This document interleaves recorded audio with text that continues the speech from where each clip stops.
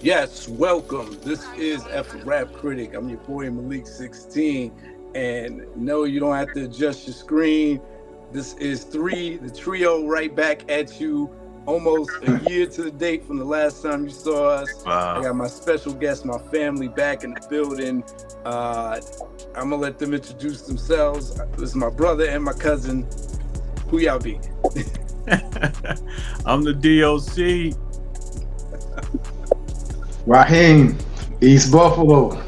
East Buffalo. So this is a New York, New York City and upstate New York connections via Jersey. But like I Yeah, said, now transplanting in the ATL.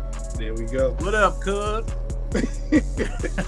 And y'all, last time y'all saw us, we went over the Big Daddy Kane debut album. That was a 1988 classic. Today we're going to do a 1989 classic, which, if you watch that episode, we mentioned that we'd be back for it. So, as men of our word, we're back. We're talking about the classic album now turning 35 years old, none other than EPMD's Unfinished Business. Wow, this is category one where we go over the album, the product itself, a little background on this. It was released on Sleeping Bag Records in Sleeping Bag Records, man. July 25th. And if you haven't already, take a moment to like and subscribe to the channel. And we're going to jump into it. First dimension in category one is the quality of the production. Okay, who's on the beats on this album? I think I'm Eric did a assuming- lot of it, right? Eric did a lot of his production, right? It's always tricky when we talk about EPMD because there's a huge part of their legacy is the discrepancy between who got the production credit. There's some statements that say that PMD did a lot of beats but didn't want the credit, so he let Eric take the credit. And there's a lot that say Eric did it, but he didn't handle the business, so PMD gets credited. And then they had one other person, Jay Murata or something like that, who's behind the boards too. So it really is always a really question mark situation when we talk about the production. But nevertheless, we know that for 1989, these beats were new and fresh. Yeah. One thing that they do, which was common for that time period, is a lot of sampling. Interestingly enough, they sample from two people the most. Multiple times you get samples from James Brown. There's actually one song, Big Payback, where they sample from three different James Brown songs. Yeah. And then BT Express is the other, and then third is Funkadelic. Yeah. And there's some other samples all throughout the album, but those are the three bands that they pull from the most. You know what? I think the DJ gets some credit too, right? For production, DJ Scratch. Yeah, this is the first album where he became their official DJ. Yeah. So shout out to DJ Scratch, because you think about a track like So What You're Saying. Oh man, that's one of my favorite beats of all time, man. Soon right off the rip, it's crazy. Crazy, man. His scratching is so much a part of that song, you can't ignore it. Yeah, exactly. Yeah, he did that, man. He definitely did that. He did. The genius part of them taking One Nation Under the Groove bass line, adding those hip-hop drums to it, and then using the I don't even know how to describe that sound, but that from the BT Express song, like put those two together. Yeah, that's a serious mix, man. That is a mix. Serious, man. Because they've gone on to use that sound in so many songs, like in the 90s. That just became like a staple hip-hop sample. Then you have things that like deviate, like they sampled Joe Tex again for Jane 2. The original Jane, they sampled Joe Tex. I think what's it called? Papa Was 2. But yeah, they do that for Jane 2. And then probably the most standout sample is either Please Listen to My Demo, which samples Riding High. I've always seen that credited to Phase O, Phase Zero. Believe it or not, that the one song that You Had Too Much to Drink, that's an original beat. There's no sample there. That's crazy, right? The other famous sample on there is Time to Party. They sample the Message. What is that? Love Is the Message, the disco song. And then yeah. Knick Knack Paddywhack does the Woman to Woman by Joe Cocker, which everybody knows famously got used for California Love. Right, but they touched it first. So I mean, this album is mostly samples. I think the only originals is You Had Too Much to Drink. Right. Strictly Snapping Necks. Yeah, that's it. Because even Total Chaos is another Funkadelic sample. So. Right. Yeah, no, that's Confusion. I think is this the same year that Biz Markie got in trouble for the samples and changed everything for everybody? What was that when he was talking about Nobody Beats the Wiz? No, there's Just a Friend. That was 89, right? Okay, yeah. Yeah, because I was doing when I was going over the De La album this year, they said they didn't think they would get in trouble with the sample clearances because every song was sampled. Right. And the label just kind of turned it in without clearing it. They got a lot of lawsuits. So. And guys did a lot of stealing back then then they recognized it's a business, man. You know? Frankie Beverly stuff, all of that, man. Yeah, when I think about this album, this was probably the last year before they really had to clear these because they're just taking big samples here. So what they did with it is still pretty creative. Even when I think about that. Yeah. So what y'all giving this for production on a scale from 1 to 5, 5 being the highest? I'll probably give it well, back then I probably would have gave it a 5. I'll give it a 4 now. Because what you know now, you know what I mean, is different. But listen to some of that stuff now, Knick Knack Paddywhack and all that.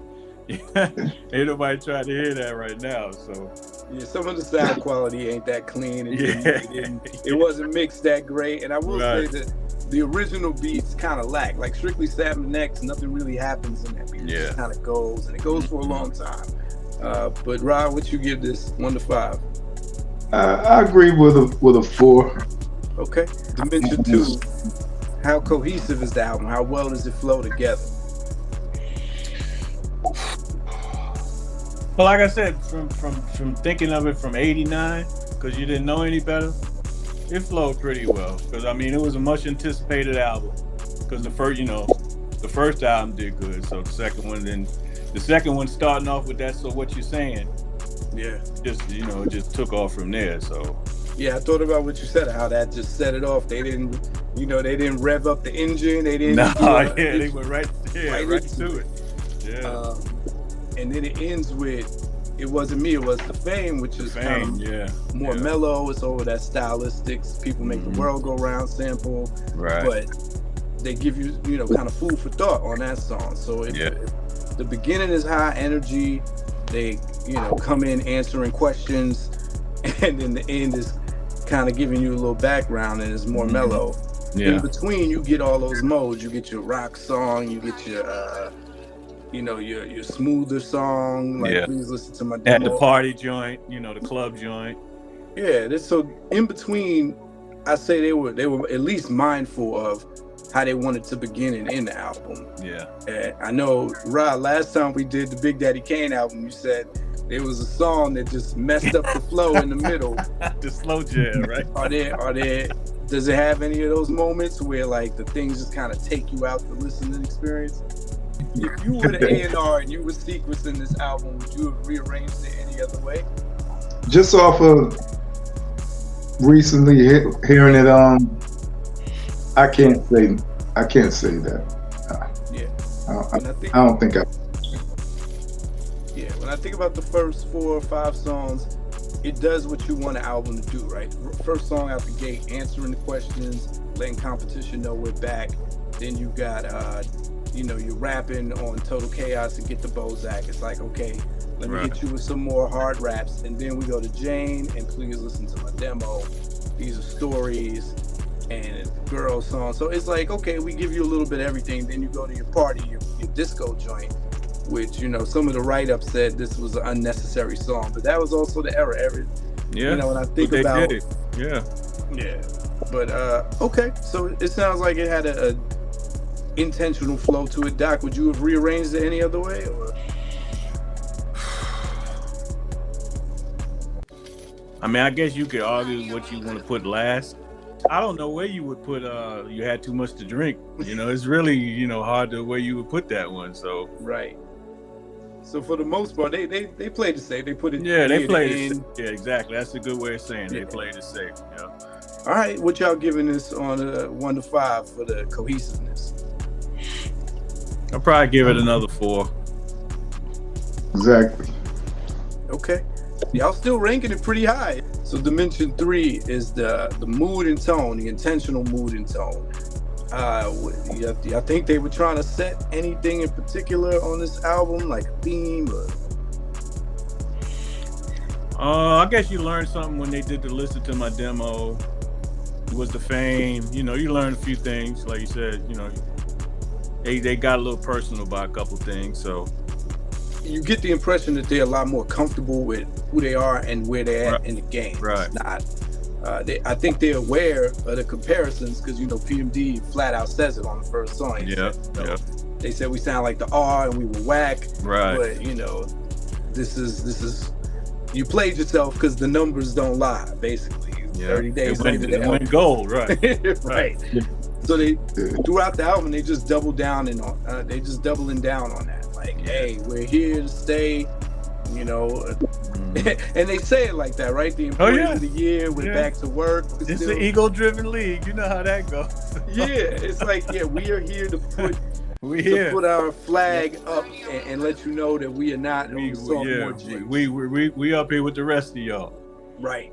You had a good class right there. What you had? Kane, Rahim, LL still there was still in the mix then, and so they say we here too. Yeah, vacation's over. Sucker's still picking on a 4-leaf.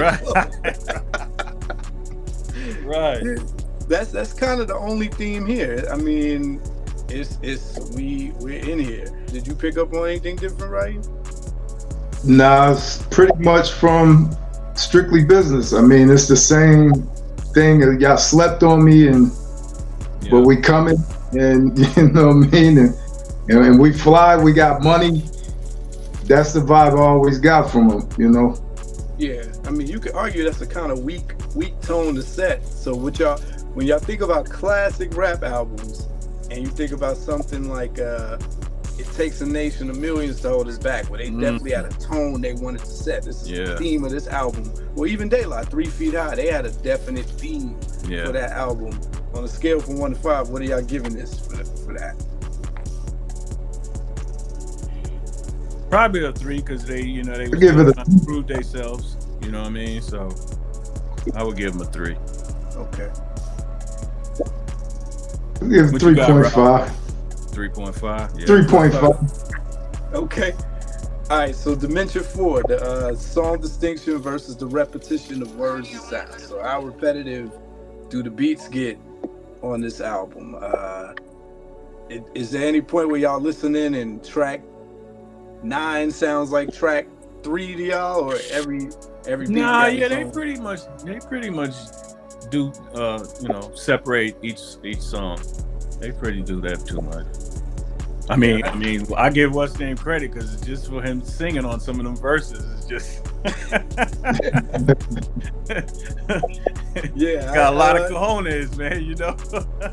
Not a lot of tracks on here that sound the same. I mean, some are more memorable than others. I think like if someone asks you to remember the main beat for Total Chaos, I don't know if you'd remember it like you remember So What You're Saying. Right. But none of those tracks sound the same. No, they definitely don't. So then that takes us to the words. Are they saying the same thing over and over again? Do they get lazy with the writing?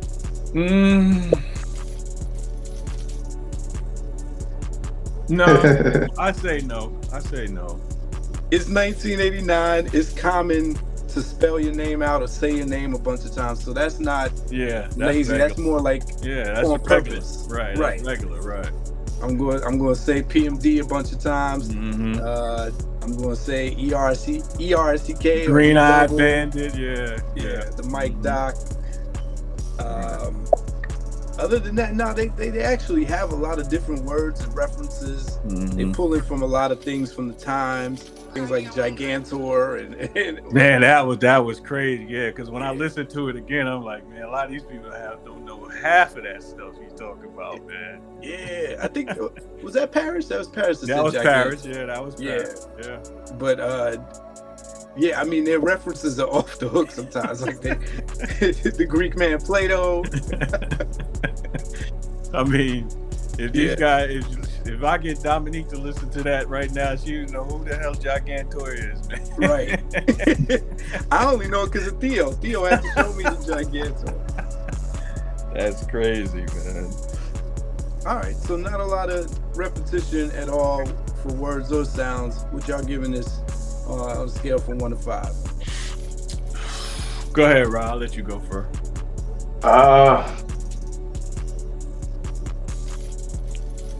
3.5. 3.5. I'm about to say, I say the same thing, 3.5. Yeah. All right, y'all, we running through this. This is good. Dimension 5, the amount of content versus the amount of songs. It's a 12-song album. Yeah. No skits, no interludes. So out of 12 songs, what percentage of the album are they really talking about stuff? Talking about stuff as in what? Like topics, substantial stuff. It's not just bragging. Yeah. Well, yeah, it's mostly bragging, so.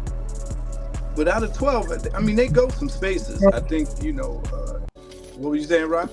A little storytelling here and there. The consciousness of too much to drink. What was that?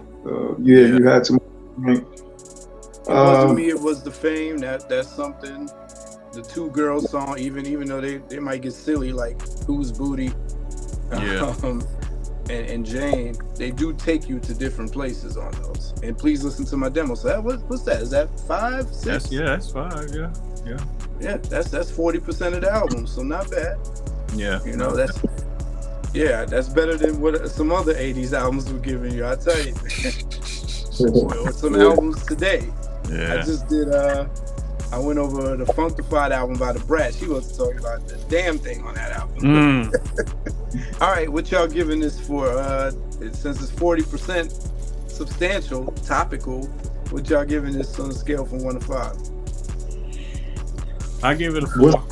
Yeah, I agree with that. 4. 4, yeah. Yeah, not life-changing material. Well, we don't know. Maybe you had too much to drink. Might have saved somebody. Yeah, I'm sure it probably saved one person at least, right? So, right. That takes us to Dimension 6, the features, which on 80s albums is not to be expected, but it always is a nice little surprise when you get it. And just like NWA was a part of, like, kind of ushering that in. Marley Marl. These are some of the first albums that have posse cuts. Yeah. So on here we got, I guess, 2 guests technically, right? Frank B. On You Had Too Much to Drink. It's almost like a movie, right? He's doing this, these in betweens, and then the introduction of K Solo. Shout out to K Solo, the letter man. Yeah, basically, right? He definitely came off with that. Nobody, because that was something new. So when he came with that definitely put him on the map, man. So, and they had it. I mean, it was so much his style. They start the song off kind of doing it, and they can't really uphold it like he does. But they're that was his thing. Yeah, that definitely was his thing. But that was his only thing too. So right. Yeah, it was a gimmick. It was definitely a gimmick. Right. But he had them spelling their names. They're like, I'm the PMD, I'm the E to the D to the O on the MIC. I'm like, man, that's a long intro. But what do we think of K Solo's performance on it? Killed it. Yeah, he definitely killed it. He killed it. He bodied it.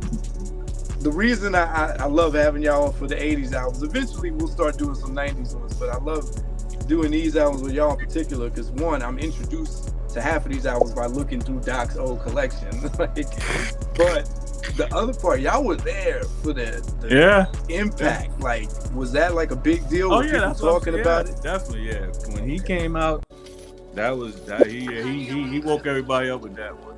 You gotta give EPMD credit, man. They put a lot of people on, you know. Yeah, because the year after this, Redman's on the next album. Yeah. So, but K Solo, he kind of does the same thing that Big Daddy Kane did on the Just Rhyming with Biz, where he ends his verse with the F it, and they bleep it out. Yeah, yeah. But it was funny that they bleeped it out because he had already cursed when he said that, and he's like, "What the?" You know? Right. He had a lot of personality on that track, and that was before they started putting the parental guidance on the tapes and stuff, man, on the cassettes and stuff. Right. Because everybody started stretching the language, you know. And now it's just it's just there now. So I think about EPMD. They slipped a few cusses all throughout the album. It wasn't like the focal point. But this was like you said, this is the beginning of the rappers starting to slip. And then back then, you know, they wouldn't play it on. Well, they wouldn't even play stuff on. They wouldn't even play it till like the evening hours. Yeah. DJ Chuck Chill Out. They wouldn't even play it to the evening and the weekend. So, and now, you know, now it's open fire now. Okay, so the K Solo was a big deal. That's good to know. Yeah, definitely. It's a great way to introduce somebody. You kind of say his name in the beginning, give him the last verse, you let him go super long, right?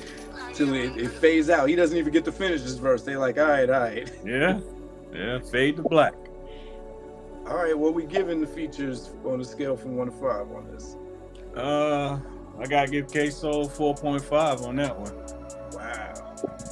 Even though he misspelled bird, he was like BRID in the SKY. When I SPELL, very WELL. Oh man. Ron, what you giving him? I agree, 4.5. Okay, y'all including the Frank B cameos in there too, that added to it? Yeah, might as well. Yeah, I mean that helps. So, like I said, he saved probably one person, so that we know that, you know. I will say having his presence on it made the song not sound probably as bad as it sounded. He saved the song too. If it was just Eric and Paris without that kind of movie element, that takes us into the next dimension. Dimension 7, the question of, does the weakest song or do the weakest songs bring the album down? All right, now, Ra, the stage is yours. What are the songs that you skip on here? You had too much to drink. Yes, they could have left that alone. They could have left that one out. I do respect that, you know, was a message in there. Yeah. And you know, but it doesn't sound good. Gotcha. Yeah, this is the end of that two trends in hip hop. It's the beginning of the hip hop house trend that went on for a couple years. You see like Jungle Brothers doing it, but Jungle Brothers. It's the end of the rap rock. And because I was listening to that first That's a Sonic album. Yeah. The first two, they had a rock song on there. Yeah, everybody did. Yeah, you can thank Run DMC for that. Yep.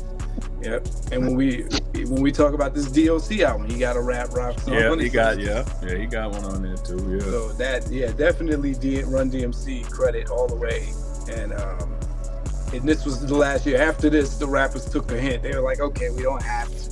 In the 90s, it was very rare in the 90s, but yeah, they try to cover every area. Yeah. So. Is there any song you skip on it, Doc?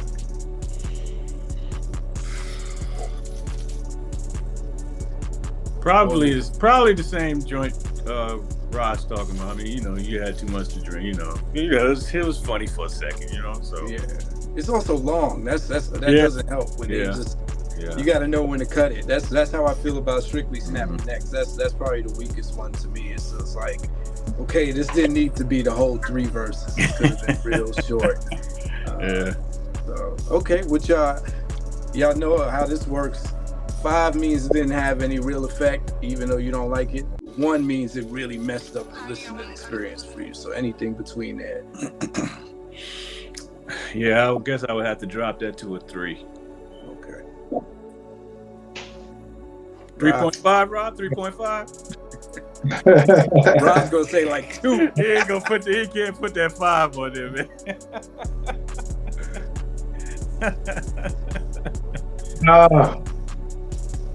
Yeah, I go 3. 3. There you go. All right, Dimension 8, Mass Appeal. How widespread was this? We just talked about they were trying to cover all the bases. Did it work? Did it work? I'd say so. This album had less singles on the chart than the first one before it. Yeah, so okay, so strictly this album went number 1 on the rap charts. I think they had just started creating a rap chart around this year too. Yeah, but it went number 1, but only on the strength of. So what you're saying, just because that was just a monster right there. So that just carried them all the way through to the next one. Yeah, that played for another a whole year. I think they played that song throughout the whole '89. Man. Yeah, and that was crazy. I remember dance moves in school. You know, and people be having their little dance moves. Yeah. There's always a routine to that song. I know it just, man, when I had the system back then in the Jeep, I was booming it. Came up, man, that was. You can't go wrong. EPMD. Everyone's doing the Running Man to it. Yeah, you can't go wrong. And then, so the other 2 songs that get videos are The Big Payback. Yeah. And You Had Too Much to Drink. I was going to say, You Had Too Much to Drink was a video, right? Yeah. And then I think the other songs wind up being B-sides. So like Get the Bozak is one of the most popular songs from this album, but it's not a single officially. It's just one of those album cuts that everybody liked. It was like a street single. Mm-hmm. And then I think Knick Knack Paddywhack was a B-side. Yeah.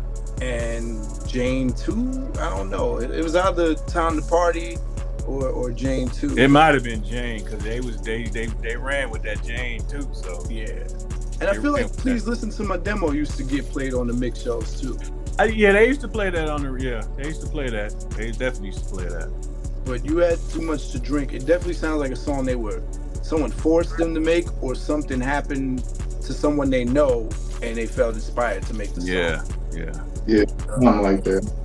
But it didn't have that impact. I don't think it wound up getting a lot of play on MTV. Mm-mm. It didn't cross over. It existed. Big Payback was interesting because in the video they had NWA in it. And, EPMD holds this interesting place where they kind of had like a harder edge than other rappers, even though they weren't really talking about hard things. They would make references to it. So like,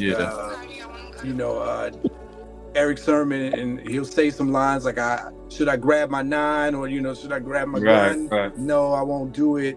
And then he talk about rolling a blunt. I'm like, wow, in '89, Slick Rick was like the only rapper I heard talk about like drug stuff, so it was interesting that, I'm like, oh, this is the beginning of the turning point in rap. So for them to link up with NWA, that was like the East Coast. Yeah, they were trying to cool the tension and all that too, because I was on that too. It definitely wasn't too many West Coast people I was feeling at the time. So yeah, it was a really interesting move. You could tell they were more into being edgy.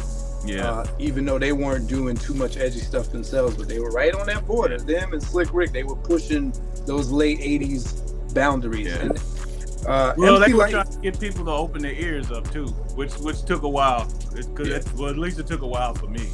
So yeah, like you said, we weren't even feeling NWA and all them dudes. You might have felt Q. There's a couple of them that sprinkled. Mm-hmm. Definitely DOC, but he didn't sound like he was from the West Coast. Right. So that helped. But yeah, you just.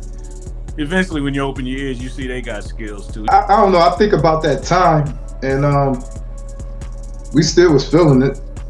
It definitely didn't, hurt them. You could tell It's Time to Party was supposed to be like that other single that was supposed to be for the clubs. I don't know how. I guess that didn't get the push. I don't know why, but I think some label drama was happening. Sleeping Bag Records was about to fold. and they were about to get picked up by Def Jam, so maybe they just didn't have the money behind them to care enough to push these other singles like that. I don't know, but maybe he had some say so. Maybe they didn't like that song and they were like, nah, we want the big payback. But you know what the radio doesn't do, the videos do. So Big Payback was popular enough because of the video. I don't know what else would have been picked. Please Listen to My Demo was pretty catchy, so I probably would have pushed that. I always like. Yeah, and so they go gold. To this day, I think this is a gold album. So that's like 2 back-to-back gold albums in the 80s. It's a big deal. Right. For sure. Yeah. I think their whole run, most of their albums went gold until maybe till the breakup. So yeah, that makes sense. All right, what y'all giving this for Mass Appeal? I go with 4. 4. Okay. Yeah, I do the same. I don't think they lost nothing at the. They was steady.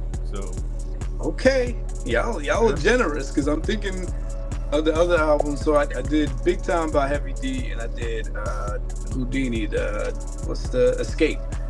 They had. If I was an A&R, I would have been able to pick like at least 4 songs from that album. Like, they were making songs that were definitely hits.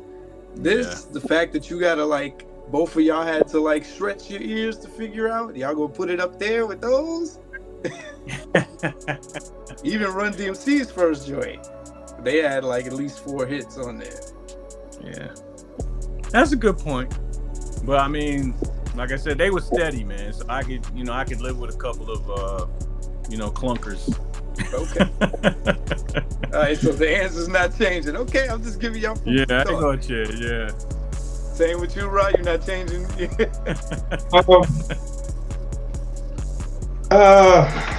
One sec. Let me. You saying Mass Appeal, right? Mass Appeal. How much crossover mainstream success were they gonna have with this album? It's one thing to appeal to your fan base, but does this have hit potential? Is the question. I knock it down 3.5 then. Okay, fair enough. All right, Dimension 9, the 3 I's: impact, innovation, influence. Again, y'all lived this. What was the impact when this album dropped? This is the sophomore follow-up. To the fans, the impact is there, but now I'm trying to look beyond that, and you get the same energy from them. It's rappers can't mess with me, we get money. Y'all hated on us, we still, and talk about James. It's the same thing. It's just a different album, different beat. Yeah, I don't think they did anything super innovative on here. Not that I know of. I don't think they created anything new with this album, but influence. You always hear rappers talk about EPMD's influence, especially East Coast rappers. They talk about just their presence for a lot of the things that Roger said, just how they came off. Right. And what they did for duos. Duos were probably more prominent in the 80s and early 90s, but they're one of the duos that was standing the test of time. They just were good. They cut a good frame together. They looked like equal height. You didn't have one short one, one tall one. And it was really a duo without a DJ till Scratch. He came in. So because like you say Run DMC, Jam Master J, right. See Houdini, Grandmaster D, they were just Eric and Parrish.